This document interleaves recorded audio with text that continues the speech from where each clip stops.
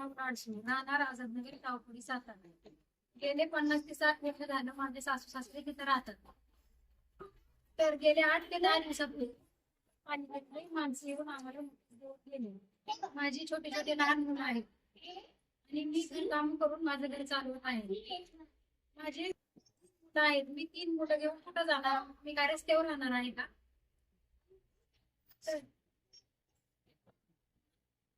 मला त्या ठिकाणीच माझं घर हवं आहे.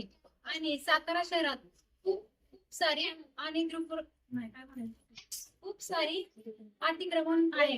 ते सोडून माझ्याच घरावर कारवाई होत आहे. मी घरपट्टी भरत आहे, पाणी लाईट बिल भरत आहे. एवढं करूनही माझ्याच घरावर कारवाई का होत आहे? जर असं जर जर माझ्याच घरावर कारवाई केली तर मी कलेक्टर ऑफिस समोर 26 जानेवारीला माझ्या मुलाबाळासकट आत्मदहन करेन.